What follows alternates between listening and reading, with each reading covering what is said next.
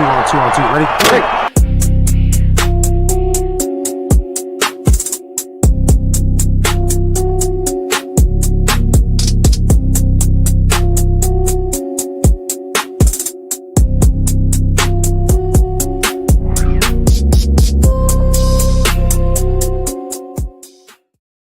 What is going on? What is going on?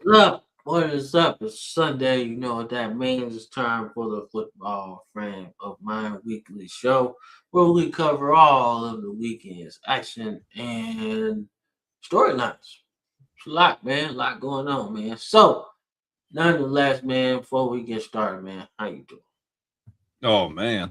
We are in the thick of things. I don't have a horse in this race. Well, at least not in college. But I'll tell you, this is the best time of the year. I know everybody's usually, oh, man, when kickoff first comes on and season comes. No, it's when the second season starts is when the real excitement happens because it's win or go home.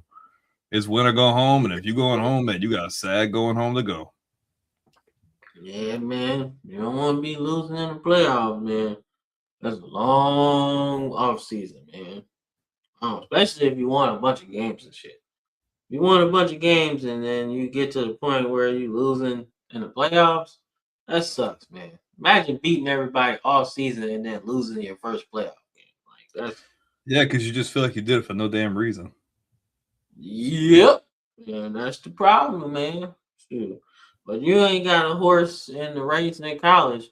But I ain't got one in the NFL, man. I tell you that. I don't know. Yeah. I don't know what's going on, bro. I don't know. Y'all playing us right now. Yeah, but the Steelers won. Yeah, we're going to get into that. I got some things to say about that game. Yeah, but nonetheless, man, you know the drill. Like and subscribe to the channel, man. We doing some good stuff over here, man. But let's get into the show.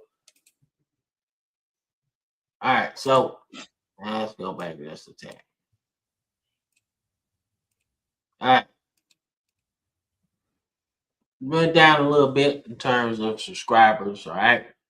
But that's all right. That's all right. We're going to try to keep on growing and we're going to keep moving forward, man. But we appreciate everybody we got so far. That's for sure. All right. Very true. So, but come on over. The water's fine. It is.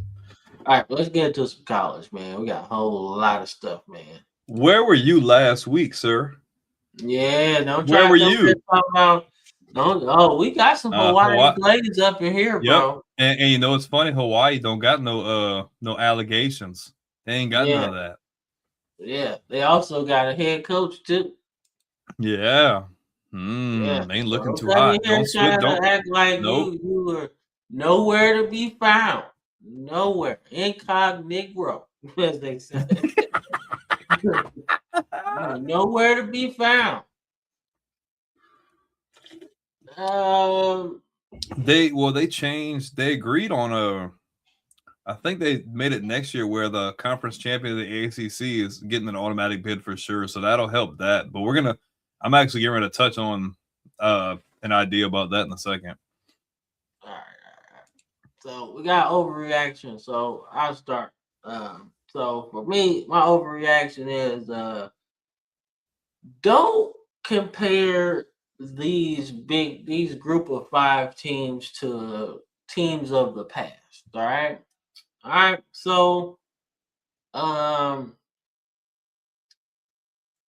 Tulane and James Madison, right? They should not be compared to everybody else. Okay. All the group of 5 teams that maybe have pulled upsets or have won big time bowl games, right? These 2 teams were in really bad situations, if you ask me. All right. One, Tulane's coach and James Madison coach are taking other jobs. All right. So you can't prepare for this particular game like you would any other game. All right. So everybody's like, oh my God, they don't belong. They should have their own thing or whatever. And I'm just like, not necessarily. I don't agree with that. But looking at the landscape of the two scenarios, right? John Summerall is preparing for the biggest job of his life, and that is getting Florida back on track. All right, they paid him a lot of money, and the expectations are what they are. Right? James Madison was really in a tough situation anyway because they definitely played very well this season, right? But you can't put Duke in there. You can't do that, right? Even though they were the ACC champions, you can't put Duke in there, man. They had 5 losses, right? And if you're James Madison, right, your coach has taken another job. So he can't prepare, right? Not to mention, they probably took some of the staff with them, right? So now, with that being the issue, right? Because if you look back at Boise State, when Chris Peterson wasn't leaving Boise State for a while, so he could prepare for Oklahoma, right? He could put those trick plays in. They could practice that, right? Now, when you look at the Ole Miss and Tulane game, right, specifically, right, you got all of that going on, and Ole Miss has their own problems, right? But that's where the talent discrepancy comes into play, right? Because I feel like you can sometimes offset that talent discrepancy with great preparation. All right. If we know how we want to attack them and we can really get to where we want to go, I think that is the key to pulling an upset. One is believing you can do it. Because if you don't believe you can do it, you're already going to get your doors blown off, right?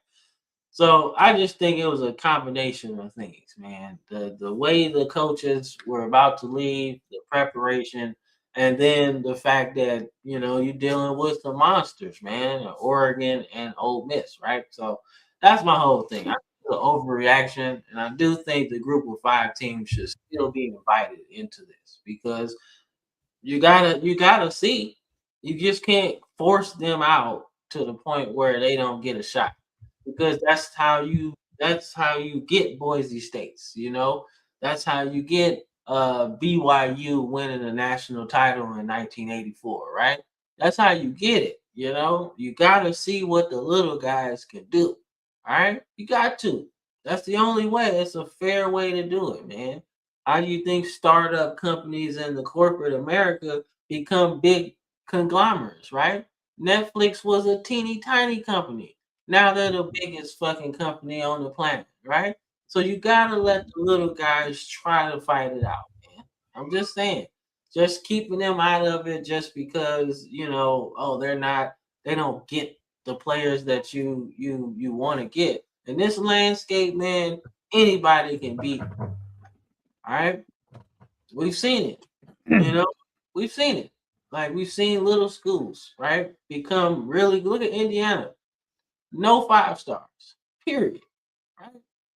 So you telling me that Tulane and James Madison couldn't find good players, right? They do. That's why they won. So, Oh man. oh yeah, they was definitely in that motherfucker. Mad as hell, man. It was some dude throughout the whole Alabama game, bro. He was just trolling, right? And like when they got up 17-0, which we'll talk about, right? He was trolling so heavy, bro. And I was like, yo. So when we won, I just tagged all of the tweets. Don't delete this. Don't delete this. Don't delete this. Because that's what people do, right? But what's your overreaction? So, am I echoing? No, I'm not? not on my end. Okay. Well, that's cool then. So, first of all, I was a lot of crazy stuff. I'm a tag team on that one. Shout out to what was it, Andrew and Dean? Last night they were doing a recap show and they pretty much shit on all the Group of 5, saying they have no business being in there.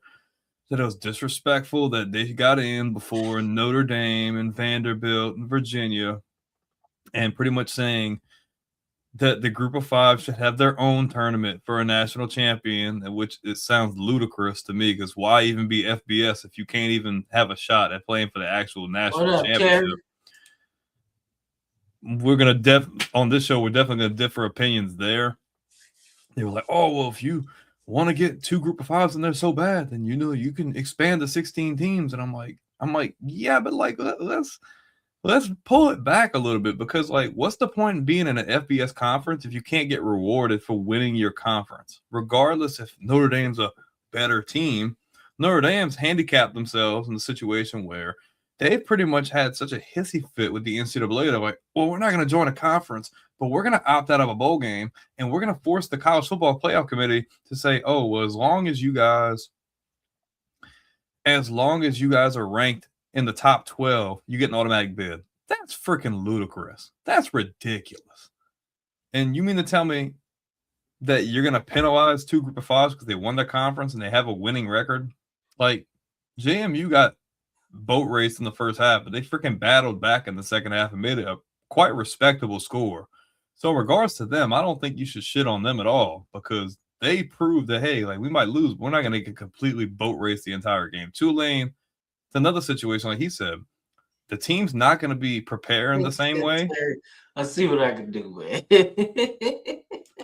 The teams aren't going to be preparing the same way. They're not going to be able to have the same mindset because he's on the way out. They want to win for him, but it's a different situation. So, like, first of all, like, if you want to have an idea of having a whole group of 5 tournaments, ridiculous. No, they're an FBS team. They're not FCS. You can't exclude that. If you want to expand to avoid the situation, the most you go up to 16 games. But if you do anything more than that, that's freaking insane. Like, we can't how would I say this? You can't freaking make everybody feel good about themselves, give them a pat on the back. This ain't the NCAA tournament. Like, it's not like freaking being no, it don't work like that. Like, no. They still deserve a shot regardless. If you're mad about Notre Dame should be in a conference. If you're still mad about Notre Dame should have beat Miami. Virginia was a good team. Virginia shouldn't have lost in the ACC championship. Vanderbilt was a really good team, but Vanderbilt lost games down the stretch they shouldn't have lost. Competition and strength of schedule matter, but everything as a conglomerate matter. So the only way that you can even get close to fixing this, you go to 16, no more. And after that, you put up or shut up. If you can't get in, you can't get in. But for you to like shit on group of fives and pretty much say like, then why do we even have group of 5 conferences? If we're just going to say can't get in at all because this team, this team, and this team. No, that's ridiculous, bro. Like, I get what you mean. The 12 best teams, 12.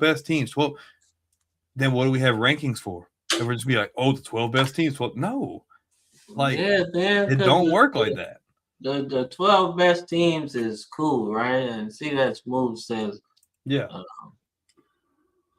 He's like, you only see you would only see that exactly, and that's why I think the current format works because you needed a game like that, right? And I personally think that both of these games, as much as these talking heads on this podcast, that podcast, the other pod, whatever, right? I watch these shows, right? Because I actually like to learn about aspects of the game that maybe I don't see, right? But I hear it all the time, right? And we talk about Josh Pate all the time, right? So we don't mind plugging him, right? But he's one of those guys that are not with it, right? He wants them to be kind of out, have their own tournament, right? And I don't agree with it, man. I just think these circumstances with the coaches really affected these games. That's all. And the fact that you look at Tulane and in the second half was like 7 to, I want to say either 3 to 17 or 7 to 17 or whatever after halftime. That's really not what people were saying. They was like, they're going to get boat raced, right? And yeah, James Madison's game against Oregon wasn't the prettiest, right? But they scored some points, man. And I think if they had a chance to prepare, like they were early in the season, right? When they had their coach all in with them, I think they would have been able to do some stuff, man. Because their running back had 100 yards, right? But you can't do anything else other than that when that works, right? So you have to be able to prepare for the other part of it, right? So I don't agree with it, man. I think it's not fair to those guys, right? Because Mhm. if they win a national title in their own tournament, it doesn't hold no weight, It right? don't, because what's the point in being FBS? There's no point in being FBS. That's retarded. Yeah, That's so dumb. No. yeah, so like you can't do that to them, man, I feel right? like the only way you fix that. I feel If like the you only way you include expect that. one, if you include one group of five, that's fine. I'll take one, right? Yeah. Because the It would have. underdog deserves to be in there, right? They deserve a horse in the race, right? So that's all I'm saying, man. I just think they need to stop with that. But let's get into some action, man. Let's get into some action. All right, man. So we'll start with the elephant in the room, literally. All right. So Alabama gets the win here, man, in dramatic fashion. All right. So I looked at this game through a couple of lenses. All right. The fan in me was like, yo, we about to get the shit kicked out of us, man. Is going on, right? But then the football analyst in me was looking at it like, okay, so yeah, Oklahoma got out to a really big lead, right? But there was some stuff that we were doing that we just should have not been doing from the jump. All right. And one of the adjustments that I really liked was going from zone coverage to um to a hybrid zone blitz scheme almost, right? Because we were just sitting back and Mateer was just picking us apart, right? But when we shifted to the zone blitz scheme, right, and dialed up some more pressure, you started to see how uncomfortable he was, right? The communication with the offensive line wasn't there. And then he was like getting happy feet to the point where you get the interception for a touchdown, right? You get pressure. I mean, he was sacked like maybe 6, 7 times in this game, right? Which means that we are good, right? Now, you look at Oklahoma side of things, right? You look at them and you say, well, how did you blow a 17 point lead, right? Or how did you give up 24 unanswered points, right? Either way, it's the same result, right? You're looking at a team that was flawed a little bit. Not frauds, because they were really good on defense, but they were flawed in the offensive game plan, right? You look at Mateer and he was affecting the game with his legs, right? Why would we go away from that? Why would you go away from that? It's working, right? Continue to run that QB power, right? Continue to get him outside the pocket, man. Your receivers are making great catches, right? Y'all got great separation, between the crosser and the post pattern, right? You fit it right in that zone, that seam right there, right? It's working. Why go away from it? You know, Mhm. and it just didn't work, man. But you look at the game that Alabama played against OU in the regular season, it's almost the same thing, just reversed, right? We had more yards than them. We had more first downs than them, right? We were killing them in every metric you could think of, right? But they killed us in one thing, turnovers, right? That was the data point, right? And then for them, they killed us this time in yards, time of possession, first downs, Third pass down yards. conversion too. Yeah, like they killed us in everything, but turnovers, right? That is the key, right? And they just couldn't get out of their own way, man. And once the ball started rolling in our favor, it's like, nah, it's not gonna work for you. So that's the whole thing, man. Like I said, they got a good defense, man. But once you I feel like um a team I said a defense like Venables that has a lot of exotic blitz packages. if you pick up the pace just a little bit, like you can't really do all the checks and stuff you need to do on defense, right? And we picked it up just a smidge, right? Because this season we've been slow paced team, right? Sit on the ball, take the time off all game, right? But this particular game, we picked up the pace, man. Like we got in there, we got in the huddle, we got on the line, we called the play. We did the same. We did it all game once we got into a point of control. And it worked, man. But that 4th down and 2, when we were down 17, that let me know that Kalen DeBoer is gonna be a problem in this SEC for a while, bro. Like, because it takes some stones to do that. When you can just get the points and then we just kind of play it, like we would any other football game. But to do that, and then for 17 to not only pick up the 1st down, but score, that lets you know, okay, we all right, man. So that's my take on it. Oklahoma just needs consistency from offense. If you were to get like a really offensive minded, like a really good offensive coordinator, like you bring like a Bobby Petrino or like a Gus Malzahn in there to run your offense with how Venables runs his defense, this team is set. I think Mateer's got another year of eligibility too. So I don't know what they do in the offseason, but if I'm Oklahoma, I run it back with what I've got. And I get a guy in there who offensively can call plays in his sleep and with the lights off. I want one of those guys. If I can get like a guy like Malzahn or somebody in there that really knows what they're doing, Oklahoma's going to be a problem. Because defensively, you already know what you're going to get. You already know what you're going to get. You just need someone to – because Oklahoma's never at a loss for talent on offense. They always have good talent at receiver. They're always a pretty average or above average at running back. And now you have a good quarterback. You just need a guy to be able to elevate that potential and turn it into wins in a dangerous offense because they got weapons. If you get Gus Malzahn in there, for instance, that team is going to be vastly different on offense. Well, I mean, that's one thing that Stoops always did.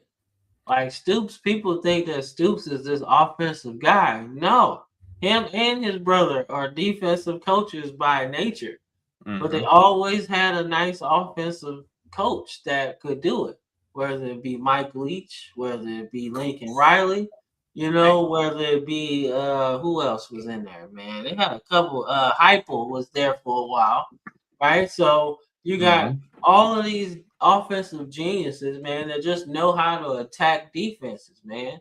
And what better person to learn how to attack a defense than Brett Venables, right? So if you get a guy that knows how to do that, then yeah, right? And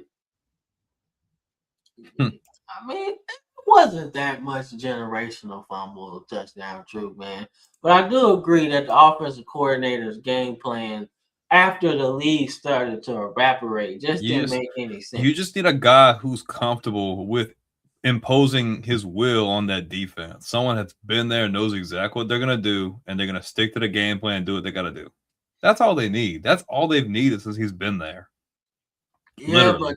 but their running back room needs a definitely tweak. They haven't had. I feel like they haven't had like a really good back since they had Mixon. I feel like that was the last like really. Yeah. I feel like that was that last really because he was a monster. Yeah, that's the last really good one they had. I feel like. Yeah, he was rough, man. I liked him. Come on, thing. What are we doing? All right, there we go. All right, man. So, one, we got to talk about the timing of this game, man. So, I don't understand why you wouldn't have this particular game later. But then you put the group of 5 teams later, and nobody's really maybe they wanted the group of 5 to get blown out and have it on prime time so everybody would be like, no, we don't want this no more.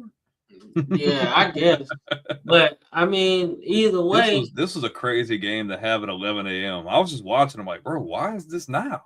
Like, we talked about this. Like, why are we watching this right now? Yeah, that was and this is the thing. Like, Eugene, Oregon's like a rocking place, but bro, what better place to be than freaking A&M at night? Oh my gosh! I feel like that would have played a bigger part too. Like it was loud, but like at night would have been different. I agree. I think it would have been a lot more fun, and probably Johnny Manziel would have showed up for game day. It was a little bit later, right? But nonetheless, man. All right. So a couple of things here. All right. So we got to shout out Miami's pass rush, That man. defense showed up. Yeah, man, they got some youngsters back there, and they got some old guys that Some are beasts really up good front. too. So I really like Ruben Bain, but the other guy, Massador, is really good too. So I think Ruben Bain probably locked up, being a top 5 pick with this game. I mean, he had like 5 tackles, 3 TFLs, and 3 sacks. So like, yeah, straight dominant and was given was giving Reed the business. All right, all game, right? So then I shift to Texas A&M, right? So the last 2 games that they've played, Marcel Reed hasn't looked good, man. Like he hasn't looked good, whether it be decision making, whether it be just trusting his skill and what he sees. He just hasn't looked comfortable back there, and that's alarming to the point that he's gonna have to get some. He's gonna have to take the Kellen Mond approach to like playing. All right, because remember how Kellen Mond, which people don't give Kellen Mond his due too much, right? Because Texas A&M would lose some big games, right? But Kellen Mond was so selective in how he ran, right? He was selective in his passing, right? You look at how he played with Jimbo Fisher, right? He's like one of a few SEC quarterbacks with 10,000 passing and 4,000 rushing or something like that. He's only a few guys that have done it, right? And I really think Reed could be in that next category, right? Like he has to be able to beat teams with his arm, right? Or they're just gonna spy him all game, right? And it's like he And has though. He's just not consistent because he beat Notre Dame with his arm, but it's like down the stretch he just. he did, man. But as you've seen how teams start to scout you, right? It just looks a little bit. It looked like it got harder for him as the year got on. Mm-hmm. Like look at how they played in the last few games, right? Yeah, there's some blowouts in there, right? But the team is talented enough to do that, to disguise some things, right? But they had a close game against Arkansas, right? They had a close game against South Carolina, right? 2 teams that really shouldn't have even been on the field with them, right? But his decision making had a key impact in those games, right? He has to go like exactly, see that smooth. Exactly. Getting down to South Carolina, right? And then having to come all the way back like that That's a was red flag. crazy. Was crazy. So going into the offseason, there has to be a focus on his development as a passer, right? And I'm not even talking about wholesale changes, man. It's literally just a tweak here or there, right? On the crossing pattern, right? You can't be late, or the defensive back's going to either bat it down or undercut it, right? You can't be early because then you'll overshoot it, right? Just little tweaks like that, man. Your feet have to match what your arm is doing, man. All right. And that's the thing that happened with Mateer too. Mateer's feet were not matching where he was trying to throw. And the Mm-hmm. same thing with Reed, all right? You have to do it, right? But Miami has something that is crazy right now, right? Not only the defense is good, but Fletcher at running back is like really, really good. And he has a suddenness to him that running backs that are like at the highest level have, right? People that we love to watch as a kid, teenager, and now, right? That suddenness to just hit the hole and not dance, right? Mm-hmm. He hit the hole on Texas A&M defense so fast that they had no answer for it, especially late, you know? So I love the fact that that Miami won this game because it shut up the whole thing about Notre Dame not being in. All right, we don't need to talk about it In my opinion. That's my Yeah. I look at statistics a lot, and you look at games where Beck doesn't make mistakes. These games happen. Everybody does what they have to do, and they get the job done. Defensively, they're good. He didn't turn the ball over at all. Efficient. Only 100 yards passing. You don't have to throw for 300 yards, and the running back goes up almost 200. And defensively, they kept forcing Reed out of the pocket, and he made some good throws, but like that interception at the end of the game was unacceptable. Because at one point that receiver was open, but like you said, like when your body mechanics aren't right and you're trying to hurt and make a play, realistically, you should have been able to make that throw in between the two defenders, because you weren't set right and you were rushing. You threw it like a second or two too late, and you threw it right into the defender's hand. When realistically, you probably should have been able to nail him right between the safety and the defender easily. But give Miami credit where it's due. That shuts a lot of the shuts up the stuff about Notre Dame for one, but it kind of gives them a lot more respect as well, because the ACC got shit on all year. Everybody's like, the ACC is chaos and this and that and this and that, and it's like, oh, we don't know what we're gonna get with Miami. Look, you picked them. I picked A&M because I figured that they were gonna come to play. It was at home. It's really hard to pick against those guys at home, especially in a situation like this. But Miami had a really good game plan. They executed. And a lot of people be like, this game was boring, but I mean, it was back and forth. A&M had their chances, especially early on, to really put a nail on this and really do something, but they couldn't capitalize. And then with all these missed field goals between the two, and then, oh man, it was just insane. That was terrible. The missed field goals, and then with the punter or the kicker freaking saved the guy from going all the way to the house. And I'm like, man, A&M, like, they're getting lucky breaks. They just need to capitalize, and they just couldn't capitalize. So yeah, man, and they should be ashamed. They would. They should be ashamed, man. But that shows how good he is, man. And I like what Mario Cristobal said. He was like, "We built this team from the inside out, right? We wanted to rush the passer, and we wanted to protect the passer, right? And they did their thing, man. They did their thing, man."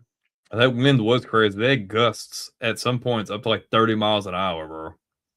Like it was great. Like, you could see, like, when they showed the aerial view, you could see the freaking flags just going. It was crazy. Yeah, man.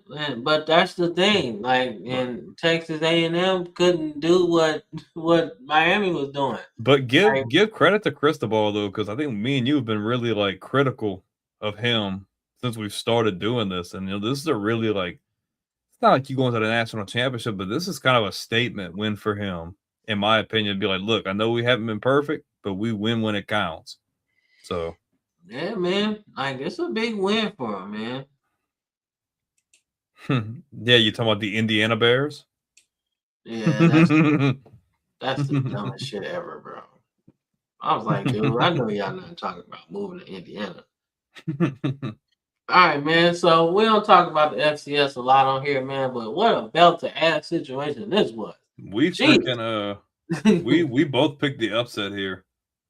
Yeah, we did. We wanted to see Montana, but Montana State is clearly. Montana State said, "Hold my beer." But they're playing an Illinois State team that knocked off North Dakota State. Yeah. So, and that coach has done a really good job. I think I picked Illinois State to win the last game. So that'll be a really interesting matchup. But give credit where it's due. Montana State, it's the best team in FCS. Yeah, man. So we'll see, man. We're gonna pick the FCS title game too. So that should be fun, man. But Montana State handle business, man. They handle business, man. So let me see what we got here, man. All right, man. But before we get into Illinois State, man, shout out to Villanova, man. A predominantly basketball school, man, but doing their thing, dog. It was good to see them get a home playoff game because they were at home for this one. So that was pretty cool to see on ESPN. They really brought it out like they had this big ass stadium, but it's really this small thing that like.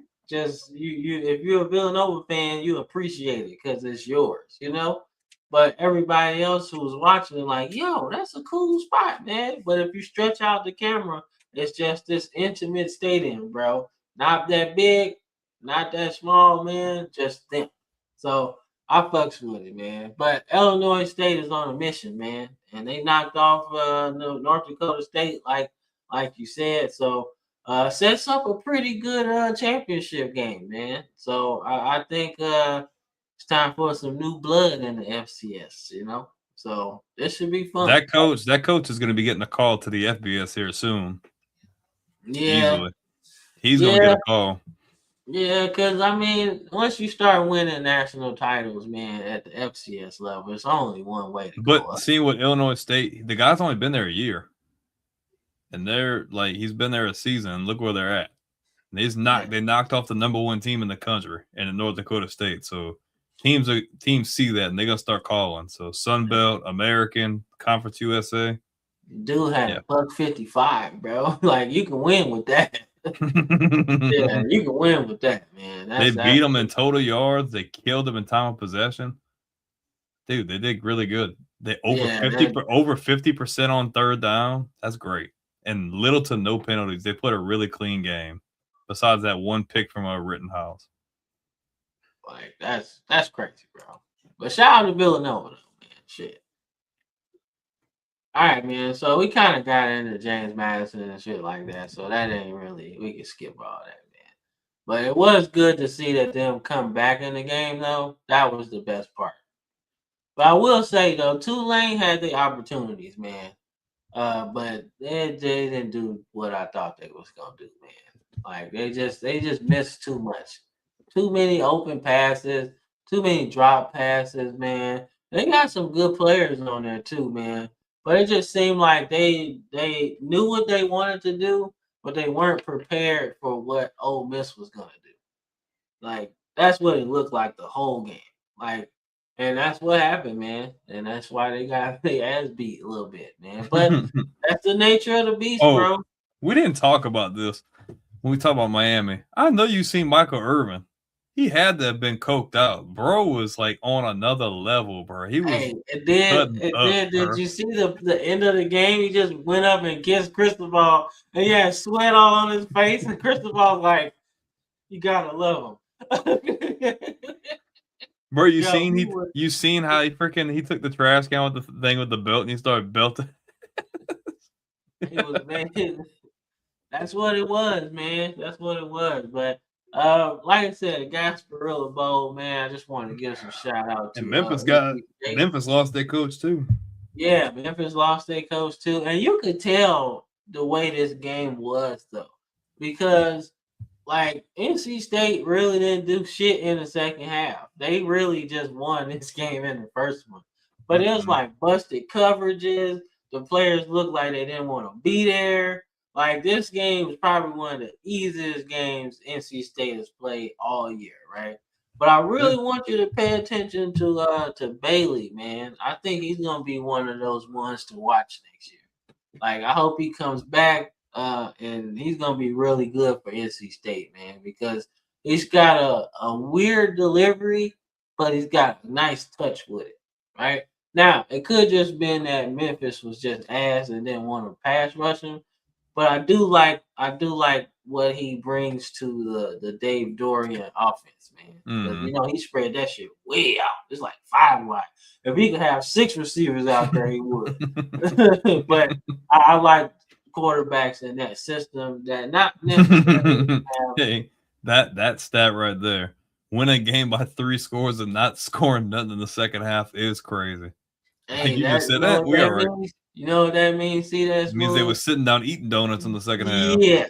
They was like, "Hey, that's what you call the Marshawn Lynch." That was like, didn't Georgia do that like a while, not that long ago? Yeah, the TCU game. Yeah, they were freaking eating and shit. Yeah, dude got a plate. He was like, "Yo, give me a plate. I'm about to eat me something real quick." Dog, that's so disrespectful, bro. It is. But remember, Marshawn Lynch talked about the Super Bowl the Seahawks won, right? And he was like, "Hey, Pete, just take me out. Let my young bulls eat." You know what I'm saying? Right? And that's really what happened after that. They just took everybody out and just let the young bulls play. Right? So it's pretty cool because neither of the teams, nobody scored. So it worked, you know.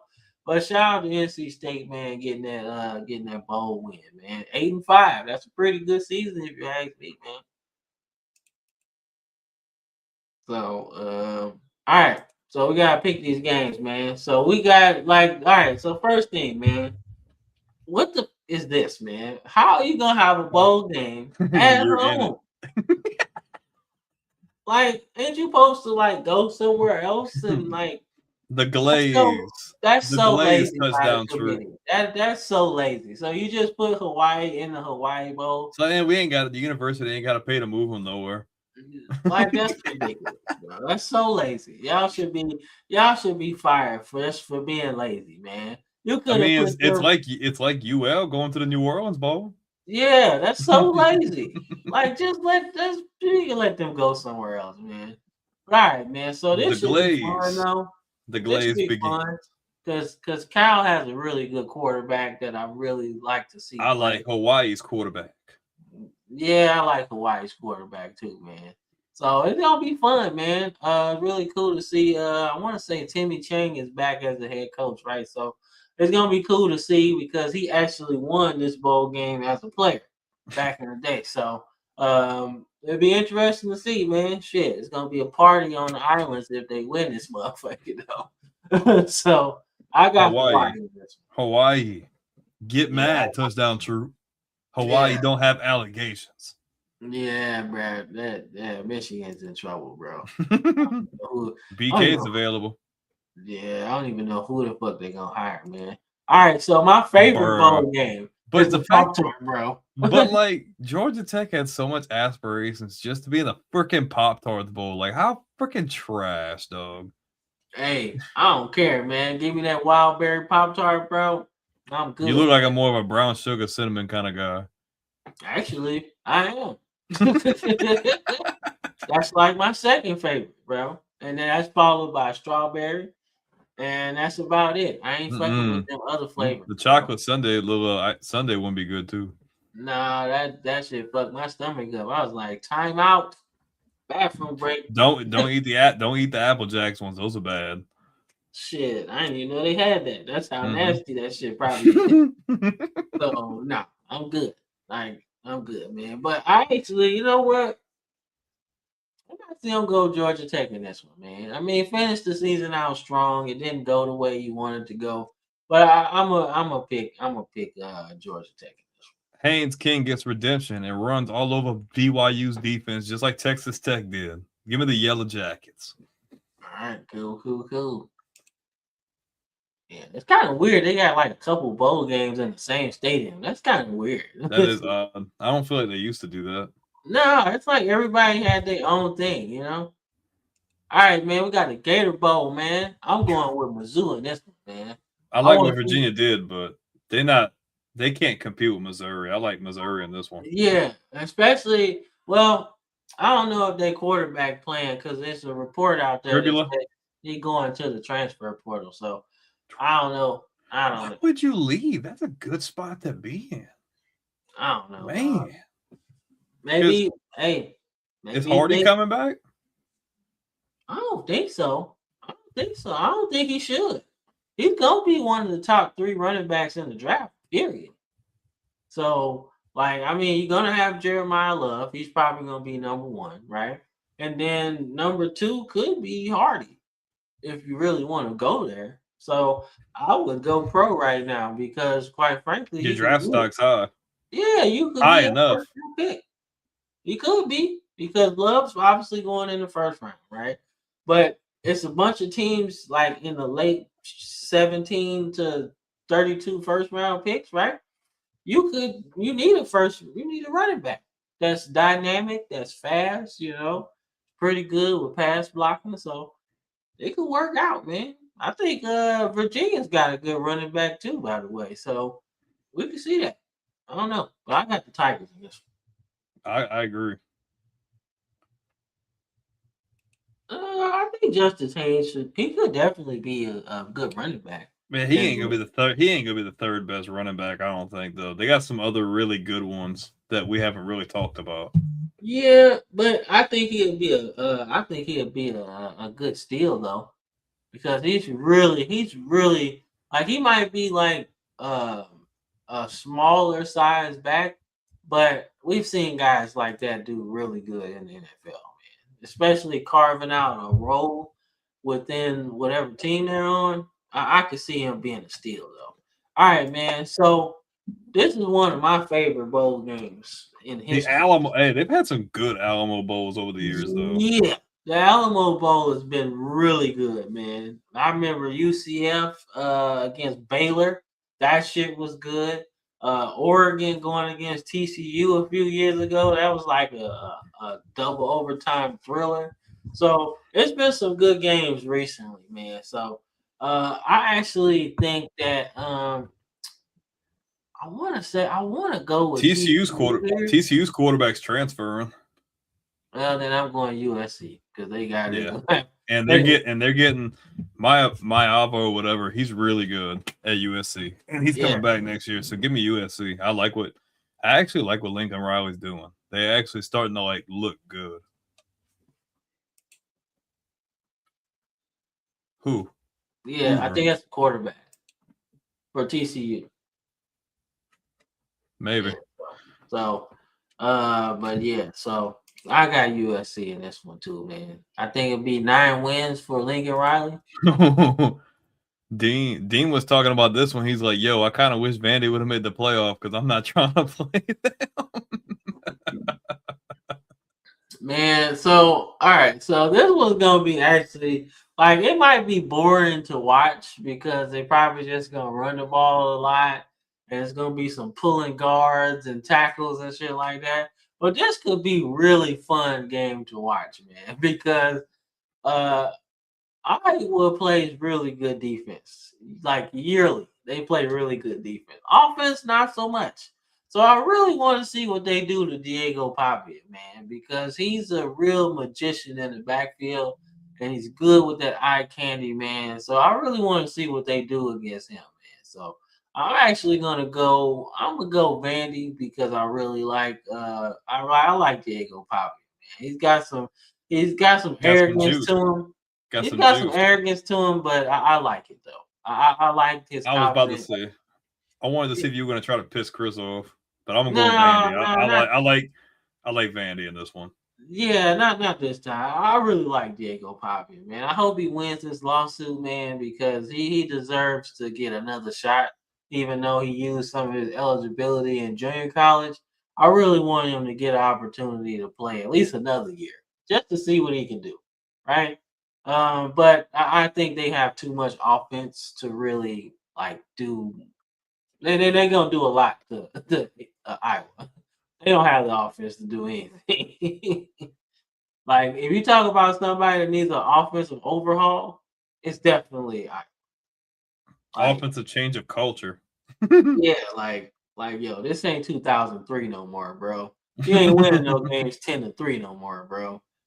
If you're scoring 10 points in a game nowadays, bro, you ain't gonna be coaching too much. You're gonna be like Trent Dilfer right now, bro. Oops. Like, then that's turn, right? All right, so let's get into some college football playoff stuff. So we got Miami taking on Ohio State in the Goodyear Cotton Bowl Classic, right?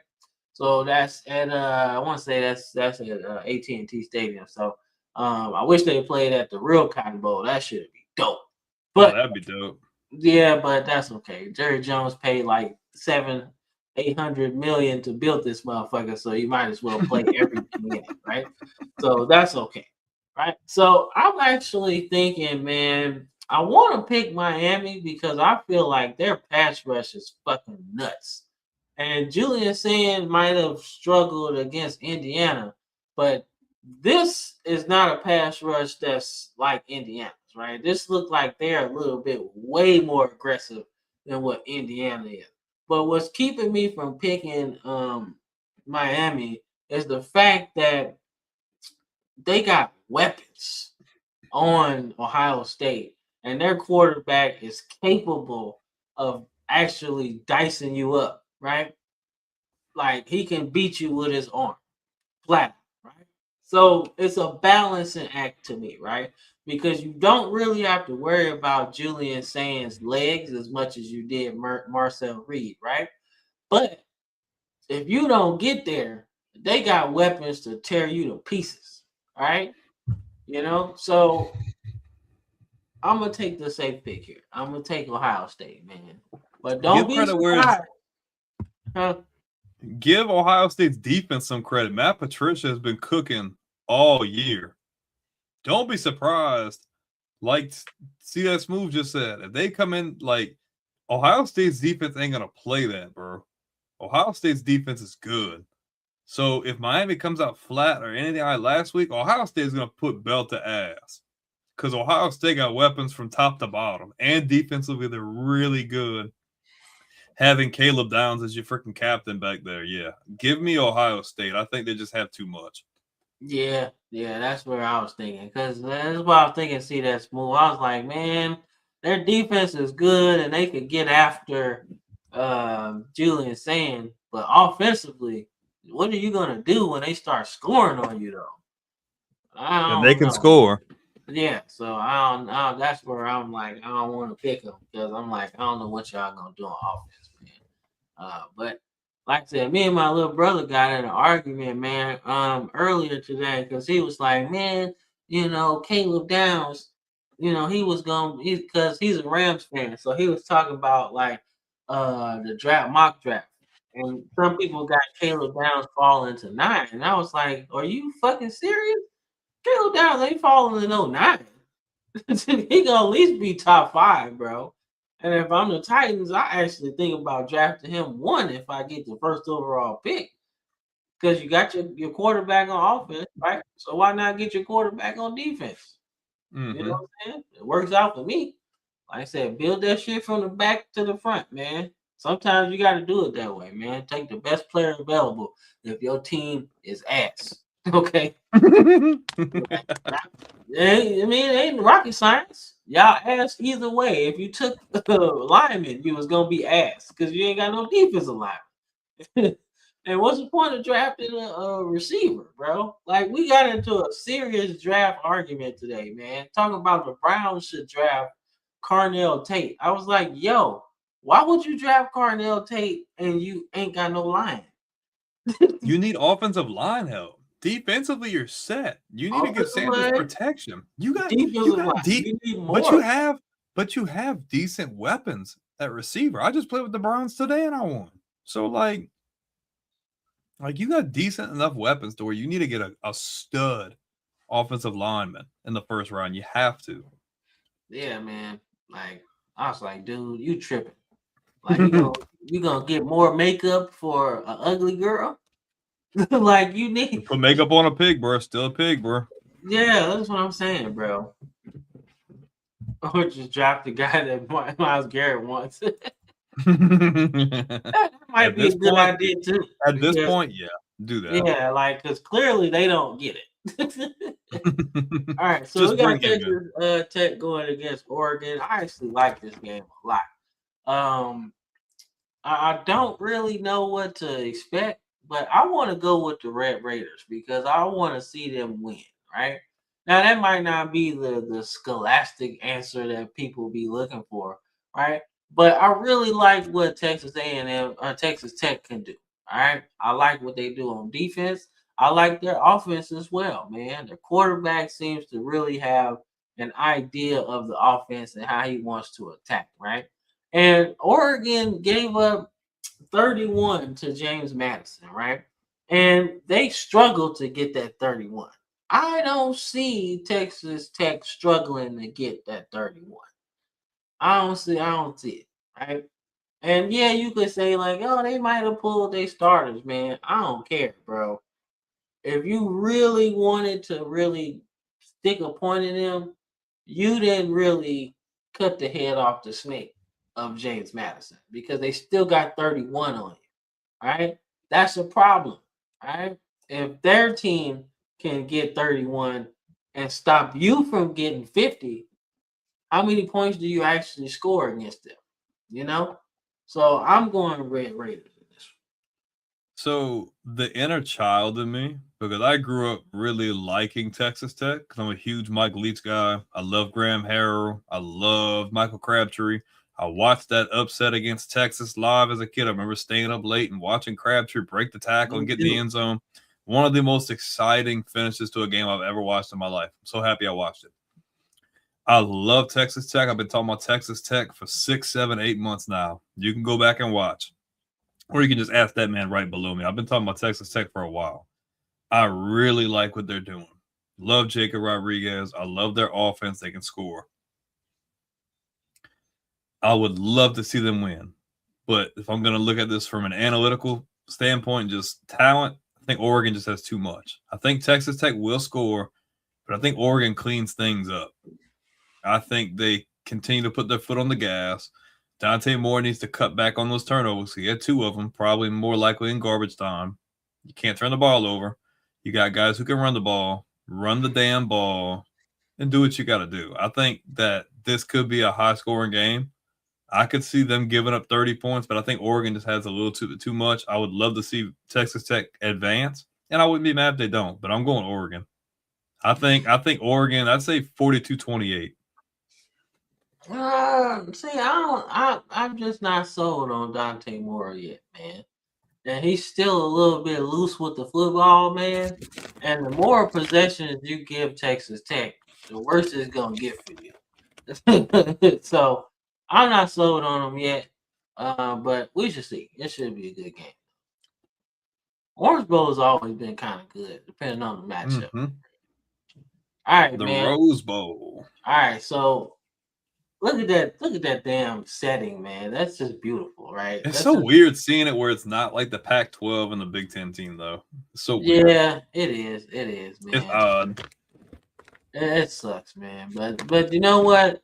It's good we got one Big Ten team in there. You know, that keeps that side pretty good. You know, but so for me, this game is wild when you think about the storylines, right? Because Kane Walmack and Kalen DeBoer both coached at Indiana. Kurt Signetti was the receivers coach under Nick Saban, right? So it's crazy storylines in this game, right? And the second half of the Alabama game, right, against Oklahoma, would say that, hey, you could see some good in it, right? But I've seen Indiana play this season, right? And they could beat you different ways, right? Oh my God, here you go. Here you go, man. You said that with Oklahoma too. And it didn't look that good in the second half either. You need to worry about your team and what they got going on, bro. Exactly. Y'all Yeah. got too much going on for you to be worrying Yeah. about Alabama. Never double snow bunny. Remember that. Use that. But yeah, so here's my thing, man. So I think Alabama wins this game, right? In a sense that it's about Mendoza.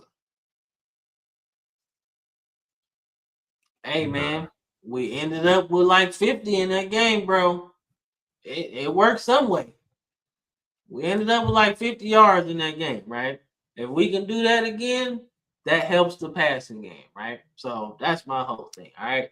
So I'm looking at it from the standpoint of Mendoza. Okay. So we know Mateer affects the games with his legs, right? It's a serious thing. Okay. But Mendoza's in the pocket, right? He's almost like a surgeon back there, right? And when we turned up the pressure on Mateer, we really, really got there, right? Whether it be inside, outside, we really, really got there. And I think that plays in our favor of slowing them down, right? And that's how I think we win this game, right? I think we win this game almost like in a boa constrictor type way, right? I don't think we can go blow for blow with them in a shootout, 50-50, right? But I think if we take the air out of their offense by slowing them down, by continuously putting pressure on Mendoza, I think that's the key, right? But we got to get there. Because if we don't, he's got the ability to kill us like systematic, right? You got weapons on the outside. They run the ball really good. So we have to turn up the pressure on him early. That's how we win, right? Now, everybody knows how we lose, right? This is how we lose this game, right? We don't get no pressure. We come out and play zone all game, right? And we don't run the ball. And then Indiana starts to tee off on us, right? But it's one player's absence on Indiana that I think gives us the edge here, right? And that's their defensive end who got hurt celebrating with the fans. Is number 8 or something. But he's one of the best defensive ends in the Big Ten this year, right? And not having that impact player on defense is something that's going to hurt them, right? Because if you don't have nobody chasing Ty Simpson, he going to pick you apart too. So I think that's something people aren't talking about. So that's my take on it. I think something people aren't talking about. I think another difference maker in this game is Kalen DeBoer has been here before. Kalen DeBoer has been to a national championship. And it seems like every time the media and everybody else wants to push him down, saying that he can't get it done, he adjusts and he gets it done. And he looks pretty damn comfortable getting it done too. I'm sorry. I love what Indiana's doing. But that talent discrepancy, like I understand they beat Ohio State, but it was pretty much a meaningless. It was a meaningless game. Both teams were going to be in the playoffs. Alabama found something in that last game. I think they found something. They're going to run with that, and I just think Alabama's so talented on defense. I think they're gonna. If Bama gets to him early, that's gonna completely derail whatever Indiana's got planned offensively because he can't go anywhere. Now, I'm not saying they're going to rough him up early, but I think they're going to definitely dial up pressure. You're bringing 4 or 5 guys early on easily because you want to rattle him a little bit because the secondary is going to adjust and do what they have to do. I think Indiana plays a good game. I don't think it's a blowout or anything like that. I think it's a one-possession game, but I've got Bama. I just think talent, experience, and coaching play the difference in how they win. Yeah, man. Like, and I think a lot of people look at Indiana in a sense like, oh, they're Indiana, right? This ain't your daddy's Indiana, right? This not that same team, right? But at some point, the talent discrepancy shows, all right? And yeah, your defense played lights out against Ohio State, right? They played really good, but I will say that you wouldn't do that again. If you played Ohio State again, you're not. Oh, they would shut that down. They gonna turn that switch up on you. Yeah, you're not holding them to 10 points, right? And shout out to them for doing it. But I don't think if they play that game tomorrow, I don't think they hold Ohio State to 10 points. I just don't. They don't. I don't.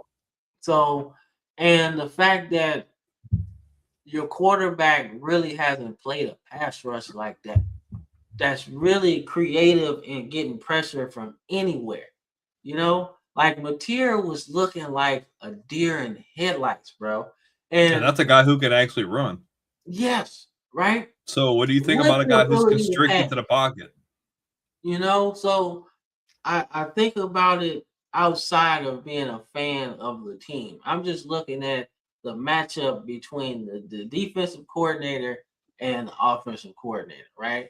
And when I'm looking at it, I just don't see Mendoza responding to that pressure early in a good way, right? I don't see it. Right. And like I said, it's a lot more into this game than just the players. The coaches really want to they want to win it either way, you know. So it's gonna be fun, man. It's gonna be a very beautiful environment, right? I love the fact that it's played in Pasadena because the last time Alabama was here, we had to play that shit in Texas, and that shit just didn't feel right. So I'm excited. I'm excited, man. But give me Alabama, and that's pretty much it, man. Yes, sir. I'm excited. Honestly, I don't care. I care who wins, but I really just want to see a good Rose Bowl, man, because it's been a while. All right, man. So So I had to look at the outside of the Superdome because nobody cared really about the inside. It's the outside, man. That skyline behind the Superdome. And actually, I really should have got the picture at night. That shit's fucking beautiful. It is. It's Right? cool. The lights on the outside of the stadium, that shit's fucking beautiful, right? So we already know the Sugar Bowl is in New Orleans. It's one of the most important bowl games ever. It's like what, part of the Big Four? You got the Fiesta hmm Bowl, Orange Bowl, Sugar Bowl, and what's the other one? Fiesta? Did I say the Fiesta Bowl? Cotton Bowl, Sugar Bowl, Cotton Bowl? Orange Bowl. Huh? I don't think the Alamo Bowl was that. Is there something else? Yeah. So I don't know. Rose Bowl. Rose Bowl, yeah. Okay. So Yeah. yeah. So it's about your Big Four, right? So this is a matchup that we've seen already, right? But Georgia's coming into this one, man. Man, because Ole Miss was giving them the business. Like they were giving them the business in that first matchup, man. They were going blow for blow, back to back, right? And then Georgia tightened up that defense a little bit, and that's pretty much how they won, right? But I think you look back at this game, right? If you're Pete Golden, and I think you get aggressive with your play call. I think you Yeah, you turn it got up. to. You got to go for the jugular. Yeah, I think not on offense. I think on defense you get a little bit more aggressive, Yeah, and you you have go to. after Stockton a little You bit. got to make him uncomfortable early. Yeah, because he hasn't developed that much as a passer. Although he's gotten really good. He's got He better. has gotten a lot better though. We got to give Yeah, credit where it's due. yeah, he's gotten better. But hmm you can still upset the balance of power with him if Yeah, you affect you him, got to do it right? early. But the key that I think Georgia still wins this game is his legs, man. That +1 formation, right? Where you gotta account for his legs. And he doesn't just pick up yards, he picks up chunks, right? And he's so tough that he can actually fall forward for even more yards, right? And I think the ball control that Georgia's gonna put in this game, I think they get it done just with that alone. I think they dominate time of possession, and it affects the play calling for Ole Miss to try to strike fast. You know what I'm saying? So hmm I like Georgia in this one. I'll go out and say I think Georgia's the best team in the country, just top to bottom.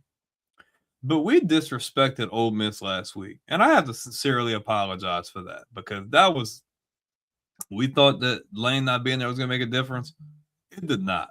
Now I think Georgia is obviously a much different team, but man, I just don't think we can deny like this team didn't skip a beat last week.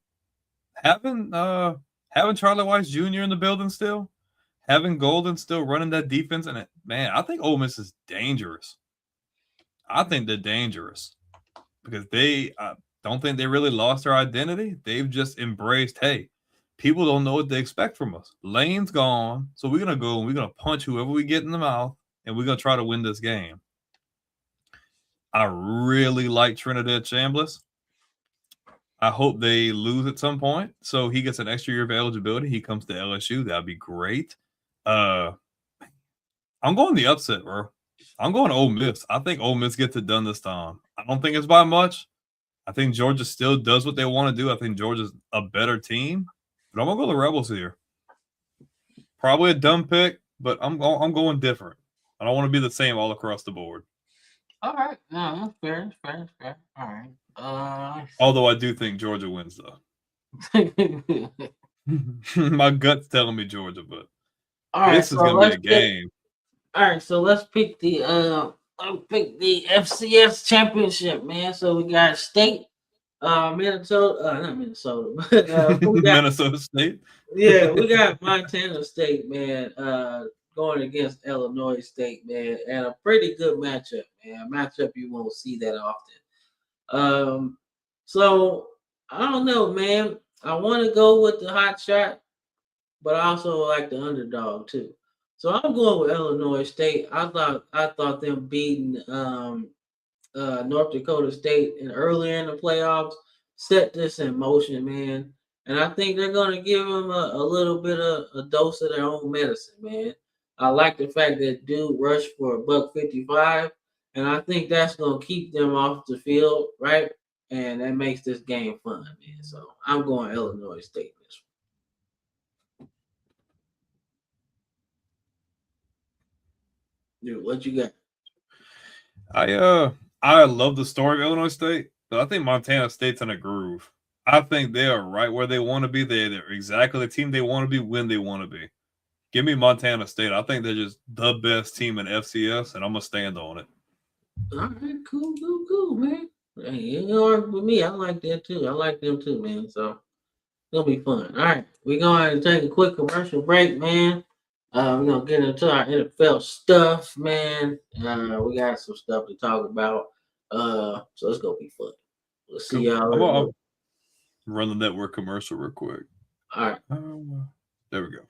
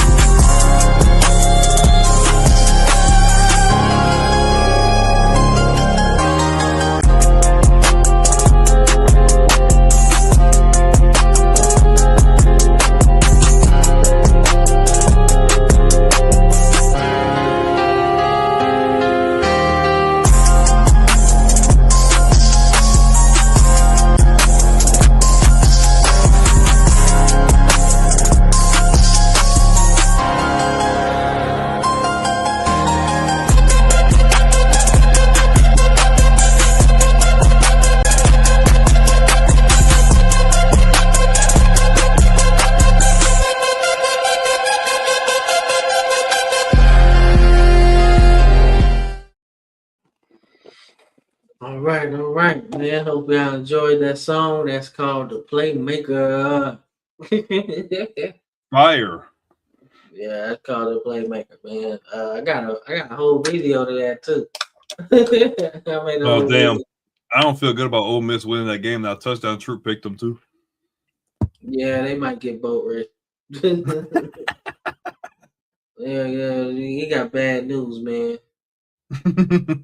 He a bad news picker, bro. You not Bad news Bears, bro. Yeah, you don't do him. So this game right here, man, Rams and Seahawks, man. I watched this with The my Darnold train. Yeah, I watched this with my little brother, man, and he was like, I know he was pissed. man.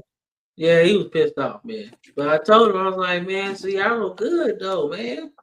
They good. Y'all good too. But I told him, I was like, man, Darnold is on a mission, dog. He's trying to prove everybody wrong, man. You understand this guy played with the Jets, the Panthers, and the Niners, right? So all of them teams passed on him because they all didn't want to give him the necessary resources to win, right? So now that he got the necessary resources to win, including receivers to throw to, right? Multiple. He got the running back to throw to, man. We got the running back to run, man. So like he's got a lot of stuff going on, man, and I like it, right? So I've kind of like I really liked Puka Nacua, man. I really did, right? But the way he be talking and the way he's the villain now. He just like he kind of getting that hot head now. Yeah, man. And he thinks he's the best. The special teams coordinator. They did. They fired him. God damn. Have they screwed the pooch on special teams in this game? God damn. Well, sometimes you gotta do your job correctly, or they gonna fire you. You know, so hopefully he was compensated for his time. Let's just say that. So, but my whole thing is, man, when you look at the Seahawks, man, they got a lot, man. When you look at Puka Nacua, man, like, yeah, you're good, dog, but you ain't gotta just be out here talking crazy, all right? And that's the whole thing, man. You just be out here talking crazy about things that you can tell he ain't informed about. You know, and that's the whole thing, man. Like, if you out here talking and you know what you're talking about, cool. But if you don't, man, sometimes you just gotta not say nothing. Yeah, he talked too much. Yeah, like, you know, like, all right, you got 12 for 200. That's cool, man. Right? But it's just the off the field stuff that I'm just like, yo, you're doing too much now, man. All right, you good, and you know you good, right? But you ain't gotta. Yeah. Yeah, bro. Like, come on, man. Like, what we doing? And then, like, the whole paternity thing, like, oh, I don't think I want to get married because you fucked around and had a kid with somebody, and then it turned out that you actually were the dad of the kid, bro. Like, come on, dog. You gotta know who you dealing with anyway. But, you know what I'm saying? But my biggest thing is, and I haven't lost confidence in him. One, shout out to Matthew Stafford. For all the people in the comments on the post I made saying Stafford should not be in the MVP conversation, sit your ass down. The dude is on another level at his age is insane. 457 and 3 tutties. That's MVP. I think Matthew Stafford's the MVP. That's just my personal opinion. I picked the Rams in this game because I was kind of drinking a little bit of Kool-Aid. I like Seattle, but I just don't know if they can get it done. Darnold did what he had to do, turn the ball over a few times, but I love Seattle's defense. I know they gave up 37, but having guys like Woolen and all those guys back there, I love their defensive front. Seattle has an identity, bro. They are good on both sides of the ball, and I don't see many weaknesses. I love what Mike McDonald's done. Y'all should have never let that man leave the building. That was terrible, Cam. But I really like Seattle. I really like the Seahawks. Now, I feel like if they play again, I think the Rams can get the best of them. But Seattle's dangerous, man. They can win in many different facets. If they need defense to step up, they're going to step up. If they need Darnold to come through in the clutch, he will. If you need JSN to catch, Seattle's dangerous. Give credit where it's due to the Rams, but, like, Seattle wanted this win, and they clinched the playoff spot. They're playoff bound, and that's going to be a dangerous team in the NFC. Yeah, I agree. And they ain't have Devontae Adams either in the game either, so that kind of helps. That kind of helps you a lot too. So, but like I said, Seattle did their thing, man. I agree, man. I think he's good. Corum's good too, man. He's good. Like, they really need to use him a lot more. He's had a really good thing in the last month or so. I think people are trying to elevate him, saying he's this, and this. I'm like, let him play some more games first. You know what I mean? Like, he's good, but I want to see a larger sample size from him, if that makes sense. Yeah, no, I agree, man. But Stafford, I like him though. Stafford should be an MVP conversation. I mean, he did all of that. He did almost 500 yards with no interception. I don't know about you, but he's my MVP favorite. Like, if I had to pick a guy right now and I had a vote, that's my vote. I just think what he's doing at his age is crazy, bro. I like y'all quarterback. I like what Drake May's doing too, but I feel like they're gonna if it comes down to him and Allen, they're gonna give it to Allen again because they in love with Josh Allen. You know, we talked about Josh Allen, right? And I was just like talking as a hater, right? But I really had to look at what his stats are, right? And he's not only affecting winning with his arm, he's got like almost 700 rushing yards. Like, who are you talking about? Josh Allen. Yeah, right? I agree. Like, and that's crazy production, man. So, like, when you talk about the most valuable player, right? Yeah, him and Stafford should be 1 and 2 right now, because he's really, really dominating And it may not be wins all the time, but he's affecting the game in a major way, right? Mm-hmm. And I've had to really kind of just like pay attention to what he's doing because I admit sometimes I'm a little racist when it comes to dual threat quarterbacks, right? Because usually they just black dudes, right? Mm-hmm. My bad, you know? I'm sorry. But I really had to pay attention. This dude is a real dual threat quarterback, bro. He's out of this world, bro. And James Cook is okay, but having your quarterback affect the run as well as he does too is crazy. They barely squeaked out. They probably should have lost that game today. To say you only won that game by 3, that was very close. Yeah, no, but I mean, look, if we talking on a week to week basis, right? You're gonna have ups and downs, bro. You are. And It's Buffalo's had just plenty of them. yeah. So I mean, but the thing is, dog, he ain't gotta go through Mahomes this year. That's why I said, bro, me and you were talking about conspiracies last week. Man, look, but guess what? Let Buffalo make it. I want us to make it. Obviously, I think we're the better team, but like, let them make it just so they can get embarrassed and put back down. Like after they lost 4 in a row. That's how I feel. I don't like Buffalo. Lose 5, bro. Oh my god. Hey, if we don't make it for whatever reason, if my Patriots don't make it and they make it, I don't give it. Boy, I hope whoever comes out of the NFC puts a freaking Legion of Boom whooping on them like they did to Peyton Manning. That's what I want to see. Yo, you know what? You know what the most logical Super Bowl is to where the Bills just win and like you know it's gonna happen. Bills and Panthers. yeah, but they end the lead in the NFC South. Yeah, That's the Bills only and Panthers.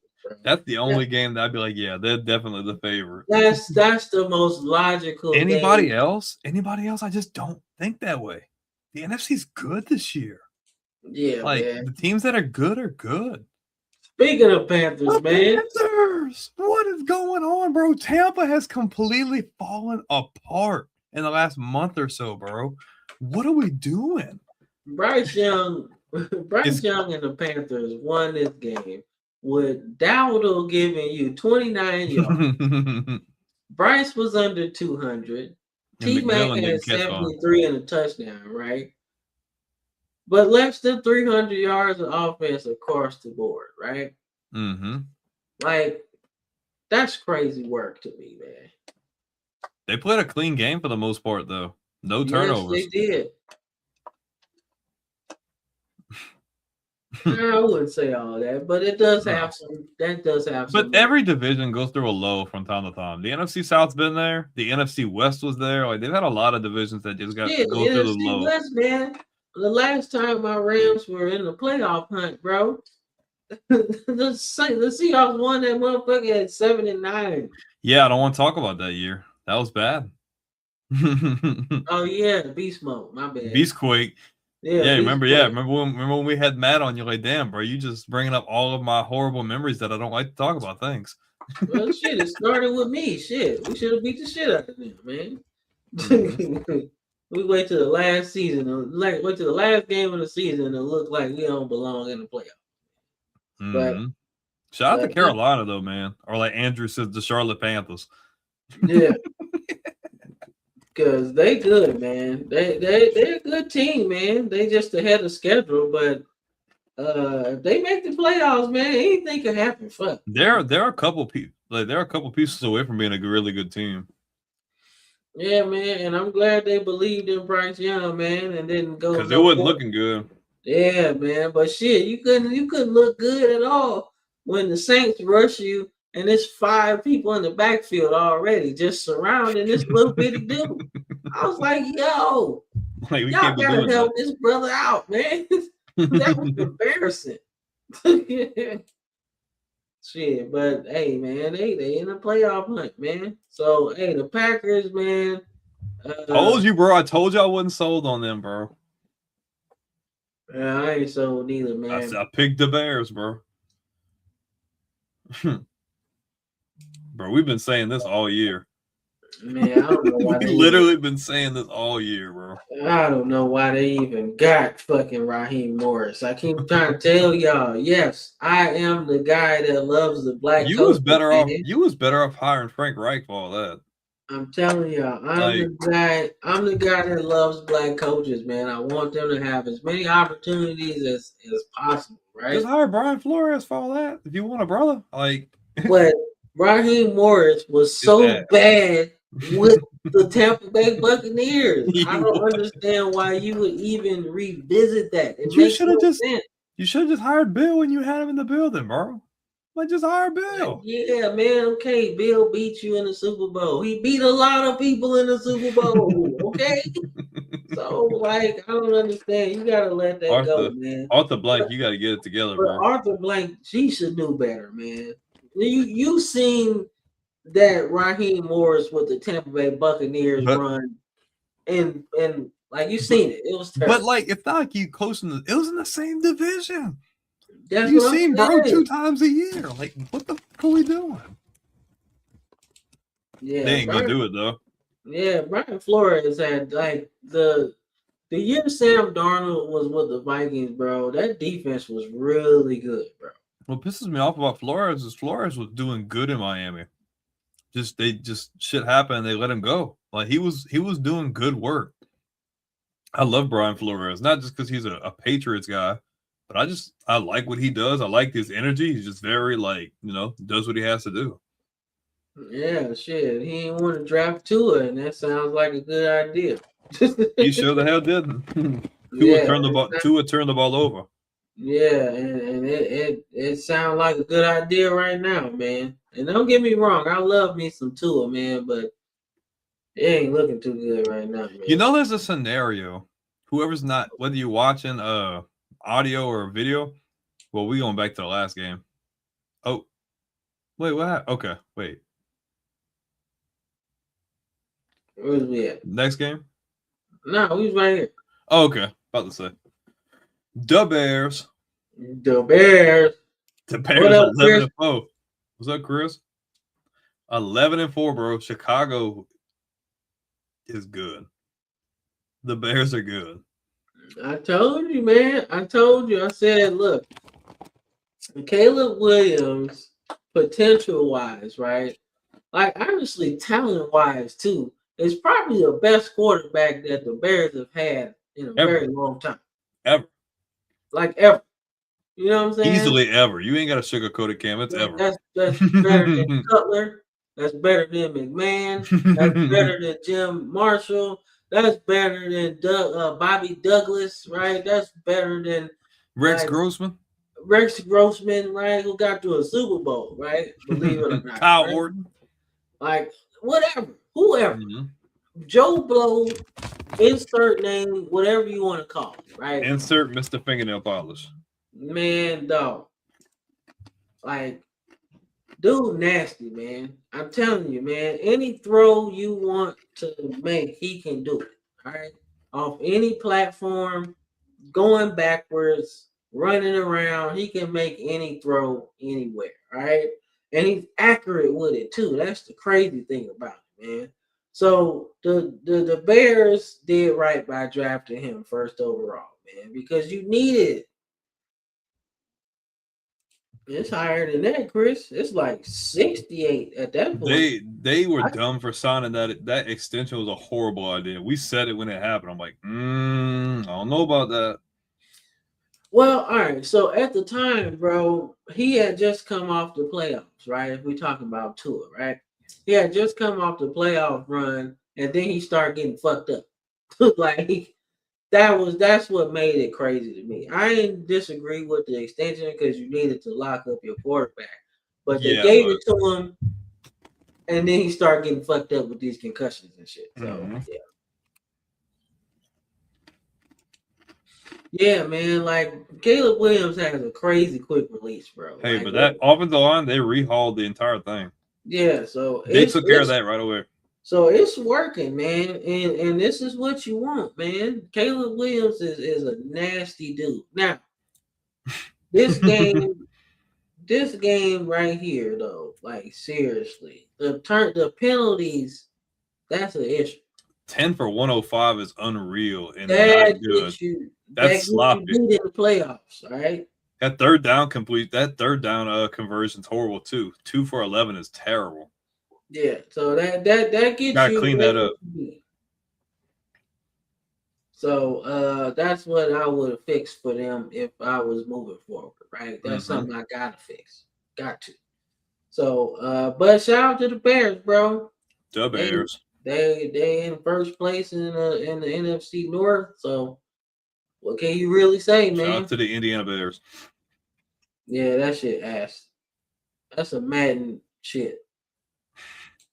All right, man. So there's actually a path. There's a path for Jacksonville to get the number 1 seed. You know that? No, I didn't know that. Yeah, I seen it earlier. I wish I would have clipped the picture. There's actually a scenario where Jacksonville could get the number 1 seed. It's pretty crazy. Yeah, man. I mean, people was calling him Aaron Rodgers, but I heard a lot of people talking about the NFC's version of Mahomes, man. Just that crazy throwing motion, man, being able to throw off platform, just doing crazy shit in the pocket like that. But I like Aaron Rodgers a little bit more than Patrick Mahomes. We're up on y'all 13-10 with 7:43 in the third quarter. Yeah, our playoff folks is over. I'm not even you know what? I'm not even mad about this season as a Ravens fan. Because considering how this motherfucker started, and the fact that we actually got back to 500 shows that we actually got some talent on this team, bro. But fuck it, man. I ain't worried about that shit. Chris said, I got bigger fish to fry. Chris said he thought the winner of the AFC South would have been worse than 500. I don't think we had Jacksonville. I don't think we had them winning. But, man, I think we must have had them at least in second place, huh? Did we have the Jags in second? Well, I know they weren't last. Because we figured they was going to be ass, right? I think we were kind of concerned about the Colts. I think we had Jacksonville in second because we didn't know what they was going to have at quarterback. Jacksonville second because we knew that Anthony Richardson was going to be ass. And we didn't know Daniel Jones was going to be dropping dimes. Yeah, we didn't know that at first, right? But I think we picked Houston, though, to win because they were the more complete team. But I thought we felt good about Jacksonville, though. I thought we were like, okay, well, they might be able to do something. I don't think we expected this by any means, but I just think it's because they got an identity, man. I mean, Mr. Duval or whatever. Duval. like he's an interesting cat, man. But guess what, man? It works. The lies and deceit worked. It worked, man. Well, I didn't think it was gonna be. I didn't think it was gonna be like that, Chris. I didn't think the division was gonna be that. No, bad. I think somebody. I don't think we thought that either. Shout out to See That's Movie. Says he had them going 10-7. I mean, that's not bad. I thought Jacksonville was definitely gonna improve. I didn't feel like they got worse in any statistic. You know what I mean? They got way better, especially just talent wise. They got better. Yeah, he just needed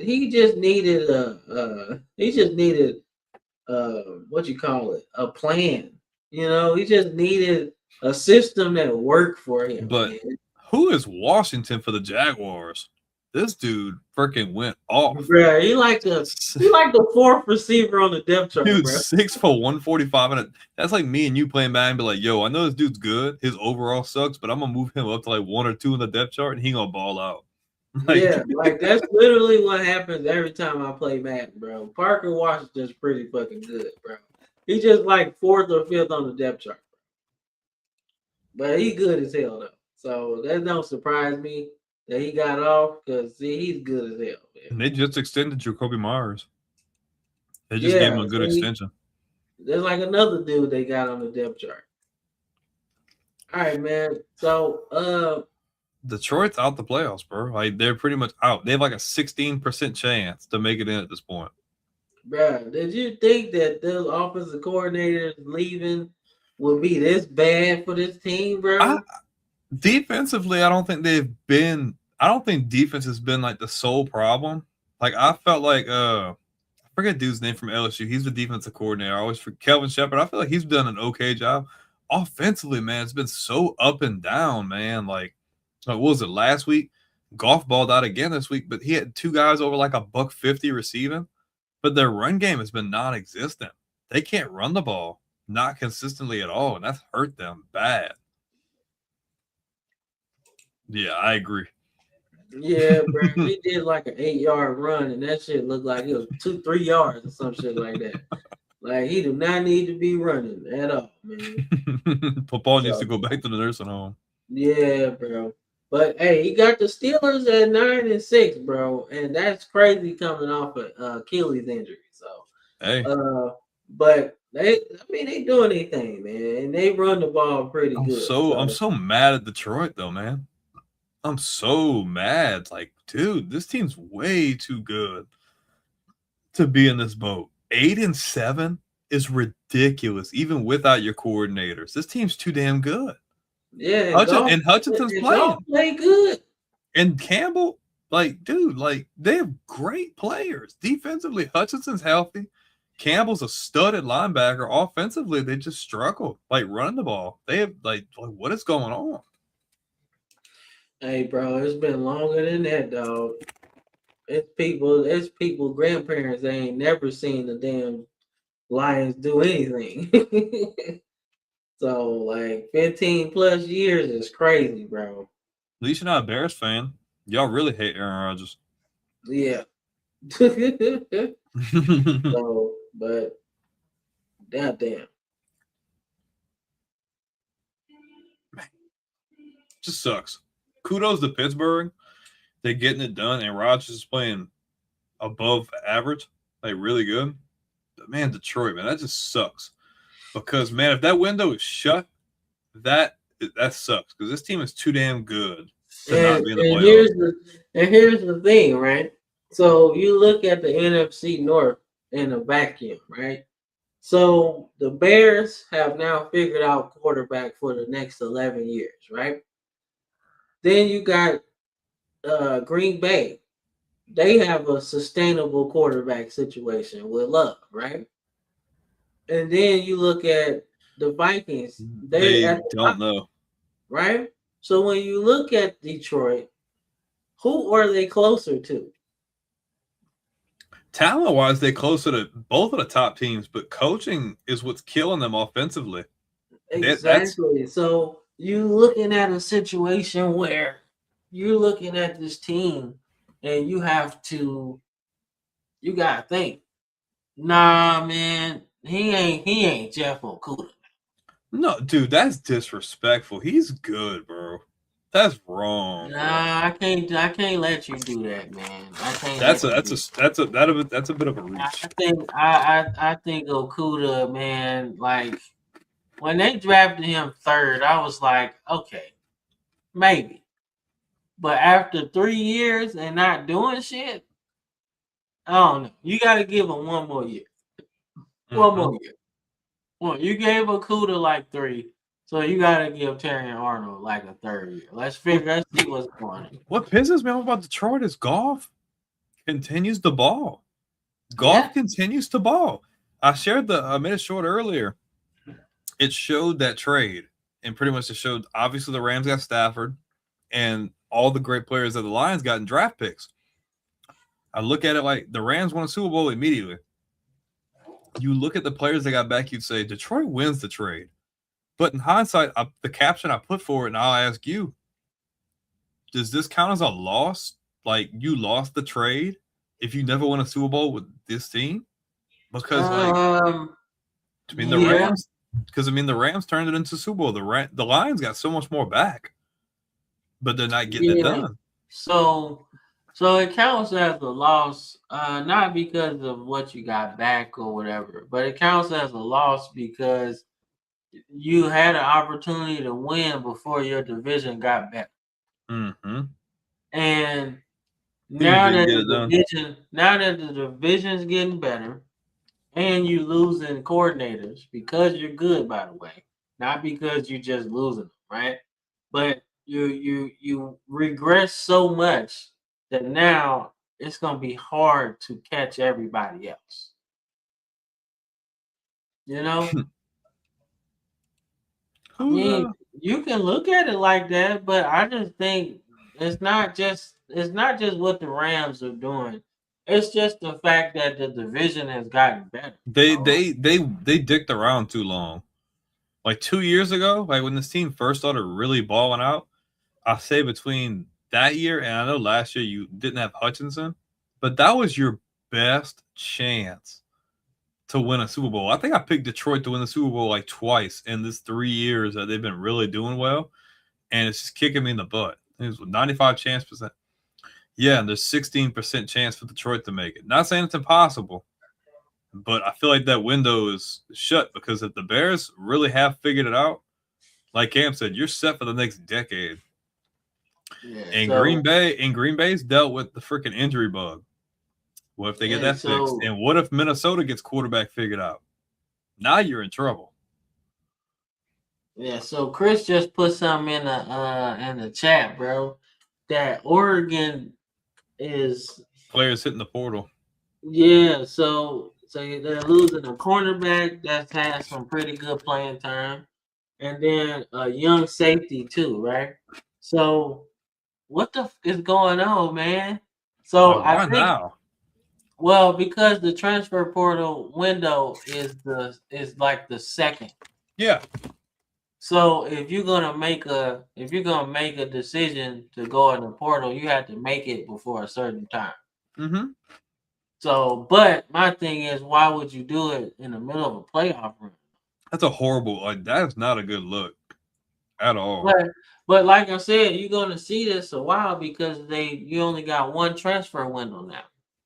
Well, they haven't fully changed everything yet though, because now if you don't transfer now, you can't transfer again until what, like right before the summer. I think they have another portal window. No, they changed it. Oh, they You got only rid of it? got one. You got one transfer window now. I don't know if I like that, but I get it. Man, I do because Now they can't have jump all over the time. yeah, because you can't jump all the time. Now, once you make a decision to transfer, you gotta sit. So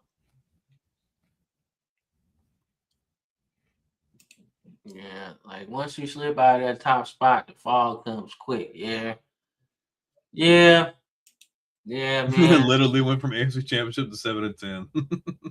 Yeah, man. So like it's serious, man. Unless your division is bad, you know what I'm saying? So you got time to just dominate all the bad teams.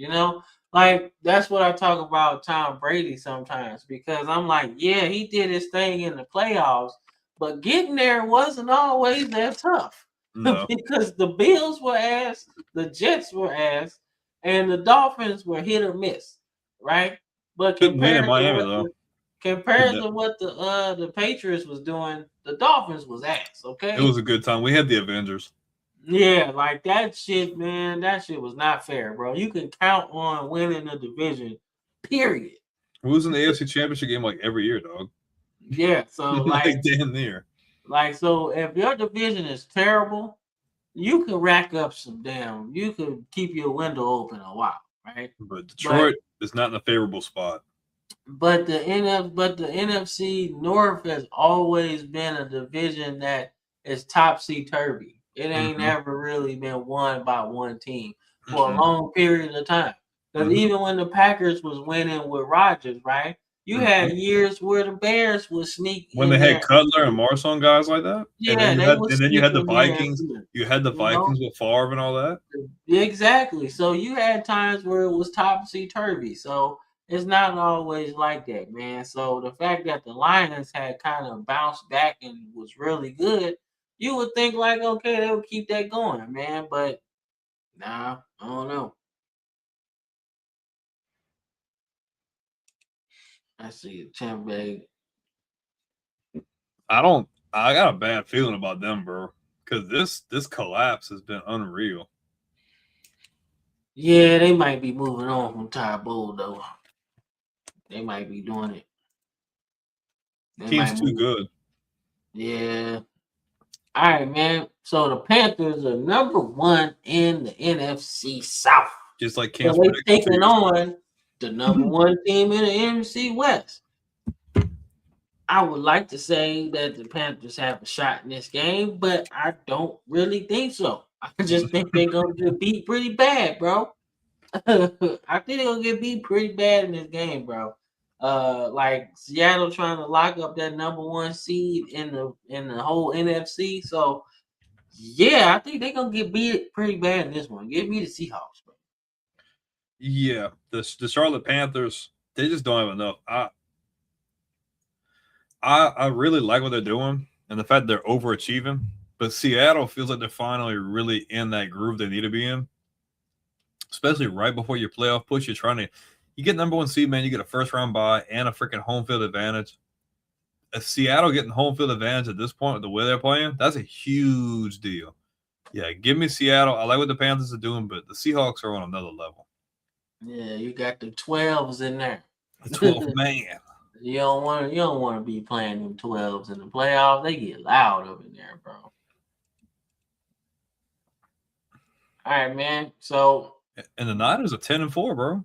yeah, so the Niners in the playoffs, thanks to the Lions losing. So they fighting for seeding. So this game gonna be pretty good, man. But I actually want to see the Bears win this game, man. I want to see them lock up maybe a first round bye or something like that. Or at least get a home playoff game, you know. So I want to see them do that. So I got the Bears in this. Give me the Bears. I love what they're doing. Caleb's playing great. The Niners are 10-4, which I didn't even realize that. Like, I knew they were winning games, but I'm like, the Niners are going to be decent. But I just really like what Chicago's doing. And it just feels like, just like the last thing, I think they're really in a good spot. So give me the Bears. All right, man. Then we got like one little left, I think. All right, man. I don't even care, bro. Oh, y'all took the lead just now, though. I still don't care, 17-13. I still don't care, man. Fuck this You don't game, care? Y'all bro. took the lead? No, I don't care, man. Yeah, 17-13 with 3 minutes left in the third. Yeah. I love you this know guy. what? You know what? See that movie? You're probably right. You're probably right about that. So, if I had to pick a team, I would Us. I guess I'd say my Super Bowl like wish list is probably the Patriots against the. Well, damn, I can't say that one. You know what? The Patriots against the Eagles. Let's take it back to. Ooh, we get a third. So we get the third rematch, like the third game. Yeah, let's take it back to 2005, 2006, man. Or 2017. I don't count that. No, I don't like to talk about that one either. I don't count that. I want McNabb against Brady. That's what I want. That was real. That'd be a good game though. May versus Hurts in the Super Bowl. Yeah, I like that. And I appreciate the love. That's what I'm really wanting. So I like that. Or give me a combination of the Bills. I thought you don't want to pick I thought you don't want the Bills in the Super Bowl. I don't want them in there, but if they get there, they got to play the Panthers. That's the only way they win. That ain't happening. Yeah, now the Panthers go on a run like that, bro. You gotta let the Panthers win that motherfucker. We'll revisit the Bills in the Super Bowl at a later date because the Panthers get to the Super Bowl like this. Oh shit. That would be wild, man. I would be so happy with that, man. Shit, man. But yeah, man, that is the show, man. Like I said, we kept it under 2 hours a little bit, so but we talked about a lot. Got the college football in there, man. Got the NFL stuff in there. So just I guess give y'all a heads up about how the off season is gonna go for us, man. So we're really gonna dive into some coaching carousel stuff, man. We're gonna break down all the moves from the coaching searches, right? Because I think Michigan might still be looking for a coach at this point at the off season because all the good guys is gone, man. So they might have to handle this after the season, man, to really focus on a good option, you know. So But we're gonna get that. We're gonna do some draft talk, the combine, the Senior Bowl, stuff like that. So we're gonna get in deep into that because off season is really fun for us sometimes. It's slow, but we do get a lot of good content, man. Well, you can do all kinds of stuff. You don't have to cover week by week stuff. Because we do live draft shows, we do mock drafts, we do what if series, we do fantasy drafts. No, I don't know if you want Josh McDaniels, bro. No, he ain't going nowhere. He's staying. I think he learned his lesson. He's like, yo, my best chance of winning anything is here. I think he's staying. That's fine with me because he has been detrimental in the development of Drake May. Like he has done a stellar job. He ain't going nowhere. He don't have no reason to. Why go somewhere? Yeah, because he failed like 3 times as a head coach already. Why? It's not like Matt Patricia where you got fired and you're like, ooh, Ohio State's hiring. Ooh, I'm gonna go kill it. Ooh, no, this is different.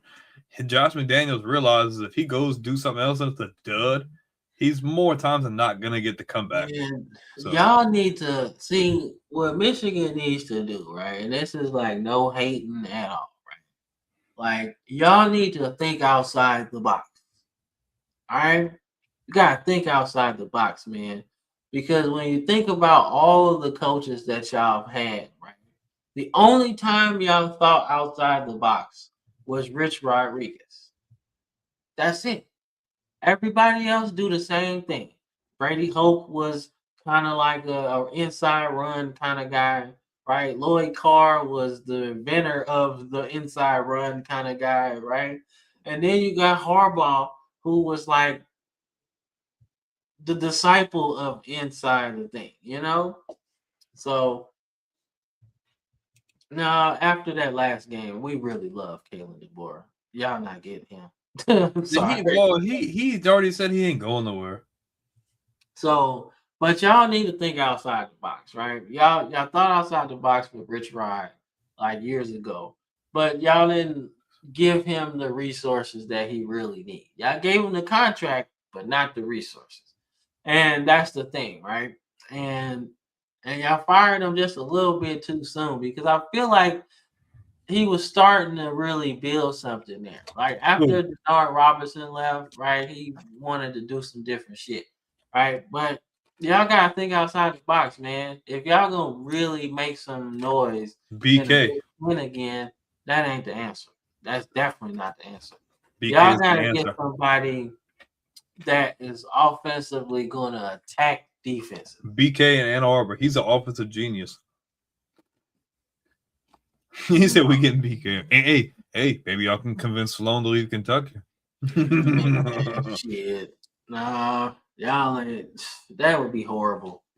That would be absolutely terrible. Y'all don't need to do that to yourselves, man. The dude checked out and he got a bunch of money coming his way from LSU. So, like, don't do that. Don't do that. Yeah, but that was a long time ago, Chris. You don't need to go. Still don't need Brian Kelly, bro. I'm sorry. You gotta innovate, man. Kelly, he can. I mean, what y'all really need to do him and his family. Y'all need to go after Rhett Lashley. That's what y'all need to do. Yeah, you ever notice the like they had a lot of steam on his name, man. And then, man, I don't know why we didn't hear nothing else about him.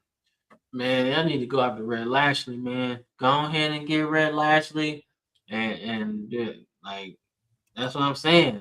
Clark Lee, like, dude, going after. He went to James Madison. That's where Billy Napier went. He gonna do good there. Yeah. So, but you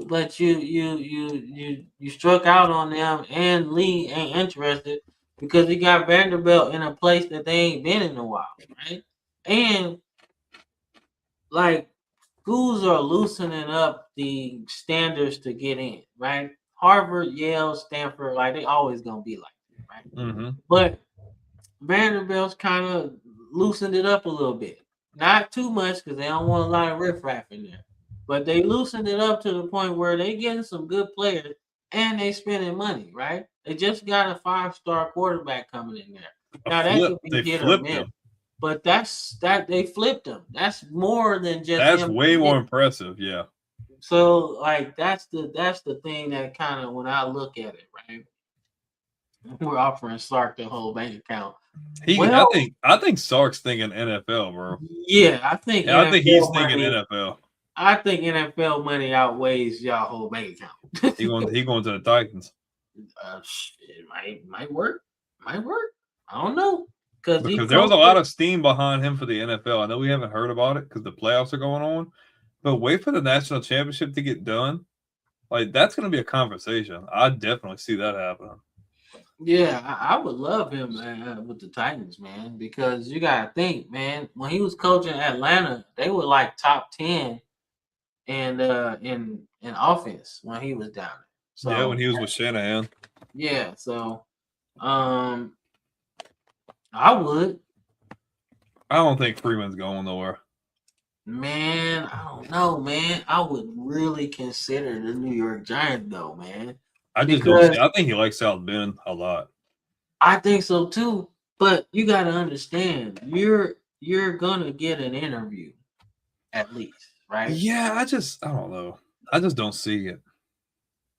I don't see it either because they don't really hire black Screw coaches. coaching in New York, bro. Coaching in New York's a shit show. They don't really hire black coaches like that, bro. They don't hire Not- brothers like that.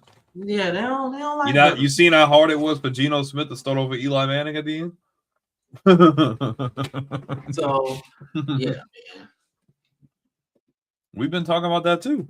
Yeah, man. If we don't make the playoffs, bro, I think it's time for a change, bro. It is, man. It's just that point of time. I keep telling y'all Stay the on. whole scenario, bro. Like when Brian Billick won that first championship in like 2000 or something like that, it was cool, right? But after like 2008 and 9, and we still like not doing the shit we supposed to, it's time to make a change. It gets a little stale. He's a winning coach with us. He left and we were still winning. But you got to do something else. Like, I wouldn't say all that. I wouldn't say all that. I What? wouldn't say all that. Because, like, Harbaugh, like, John Harbaugh is different than Jim. Like, Jim went to college, had success, left college, went to the NFL, had success, left the NFL, went back to college, had success, and now coming back to the NFL, having success again. So, like, Harbaugh has always been, like, John Harbaugh has always been in the NFL. Always. Like, he started as a special teams coordinator. So, like, you gotta see that part. Like, I don't think he's leaving the NFL. Like, I think he's not a college guy. I don't. Yeah, I think he would just stop. I think he would stop coaching before he go to college. There's just some guys that can do both. There's some guys that can do one of each. I just don't see him being anything other than an NFL coach. And there's nothing wrong with that. Yeah, You know? Jesse Mentor. I've heard Jesse Mentor's name in a couple of things too. So I don't know, man. I've heard some things about him in these coaching searches too. So he could. Chris, I know you said you're a Titans fan, but you said you were like a really diehard Saints fan. And I don't see you talking about the Saints. So if you're going to come in here, I want to see you talking about some Saints. I want to see something different. Bro, the Saints got 5 wins, bro. They 5-10. Shuck done won 3 or 4 freaking starts. I'm just saying that's I didn't think they would because they were bidding Pete for Carroll, old ass coach at Michigan. Are you serious? See that dude? Pete Carroll is not. He's too old for all that stress, bro. He already stressed out in Vegas. Well, I mean, they said Tyler Shutt was one of those guys that, like, he was like pro ready more than they say he was more pro ready than Cam Ward was. You know? Yeah, because he's been a freaking journeyman everywhere. Yeah, so I mean, we heard that. You heard that with Brandon Whedon too, man. Oh, he's ready to play too. No, but I think that, but Shuck is way better than what Brandon Whedon was. His intangibles are. Yeah, Brandon. I wouldn't. Remember when he got? Hey, remember the pregame when he got stuck under the American flag? No, I don't remember that. Look it up when you get off. Go on YouTube and search up like Brandon Whedon gets stuck under flag. Just I'm telling you, it probably is now too. I'm telling you, it's funny, bro. I mean, Cleveland. I don't know, bro. I don't know neither, dog. Bro, They you just just throwing did random that. names out at this point. Bum Like, Phillips. the Browns got such a weird situation going on, right? So you don't want Shador to start for real, right? You gave him the wrong wristband. And then you got Dylan Gabriel on the team. And we forget about Deshaun Watson is still there too.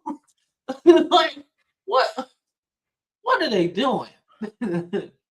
Like, if anybody needs to sell the team, it's the Cleveland Browns. The Just keep Bengals the too. name and start over like 20 years later, bro. The Bengals too. Just let them forget. Just No, let dude, they just need to conjoin the Browns and the Bengals. They have a really good team. They'd probably win the Super Bowl. Let the Bengals offense play the Browns defense. They'd be unstoppable, bro. yeah, like that would be. They're not gonna take a running back though, because Devin Neal for Kansas, he's good.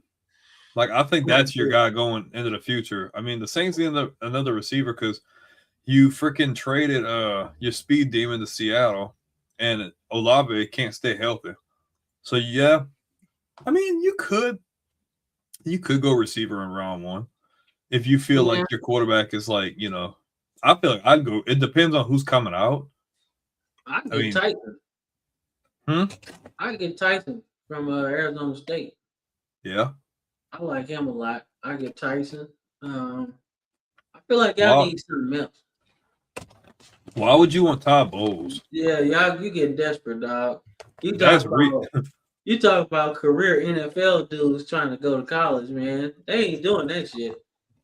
But they might though, because the game different now. It ain't really recruiting, it's about buying talent now. So like you give somebody, you know what I'm saying, a $50 million budget, man, you could buy a whole roster and be real good. Why you ain't said Ed Ogeron? How you gonna say all these crazy names? You don't even say Coach O. Like, why not? You gonna bring some of that Cajun pizzazz to Ann Arbor, bro? Man, Coach O coaching. He gonna be on Lane Kiffin's staff. He ain't going nowhere. He already said it. I'm down the street right now. All I gotta do is hop in my truck. So he ain't going to Ann Arbor, bro. I'm telling you, y'all need to go and get Rhett Lashley and revolutionize y'all offense, man, so y'all can actually stop running this stupid ass inside zone and sweep and shit, and really you gotta attack, man. And then y'all gonna lose your quarterback too. Yeah, so y'all need to figure that shit out, man. But I'm telling you, dog. Hire freaking Byron Leftwich for all that. If you're gonna save Todd Bowles, say Byron Leftwich. He do good. One thing to look out for in the offseason, man, is what West Virginia does at quarterback. If they get a really good quarterback, that's gonna be. I'm telling you, that's gonna change everything, bro. Like if they get a quarterback at West Virginia, boy, Texas Tech might want to look out, man. I'm telling you. I ain't saying they gonna beat them like all the time, but I will say that shit gonna be fun to watch, man. Rich Rod. Yeah, but yeah, man. So we gonna get up out of here, man. But gotta let y'all know that next album is coming out, man. All right. Christmas. Yep, we gonna drop it. What's the date, man? So yeah, today's the 21st. Yeah, so we're gonna drop Gridiron Symphony, man, on the 24th, Christmas Eve, man. So give y'all something to listen to while y'all are getting ready for probably your Christmas dinner or whatever, man. So we're gonna drop that on the 24th, man, and I hope y'all enjoy it. We got a whole bunch of stuff coming out, man. Got some coming out on New Year's, so y'all gonna enjoy that too. Then Martin Luther King Day, man. We start the first single of He's how we finna hit up Doug Peterson. Nah, that shit is over with, bro. Nah, but we gonna be good, man. We got more music on the way, man. So y'all check that out. So before we get up out of here, you got anything to say to the people, man? Like, follow, subscribe for all of your college football and NFL needs, especially in this time of the year where the playoffs are in full swing. you want to have your number one spot to get all of that content, check us out. Live weekly shows. Every single day, there's a piece of content being dropped exclusively on YouTube. We do everything else, but YouTube and TikTok, there are daily uploads there. Definitely check it out. Really helps with the algorithm. If you like this kind of content, make sure to like the video, follow, subscribe across all platforms. You can Google us, or you can check the ticker at the bottom, whether you're an audio or a video listener. And if you like these on just straight audio, you can check us out on Spotify, Amazon, everything as well. All right, man. Right on, Chris. We appreciate that, man. See that move? No. It's not happening. He no, man, you had something to drink. He desperate. He want to coach bad. Just wait till the off season, bro. But we'll catch y'all next Sunday, same place. Peace out. Peace.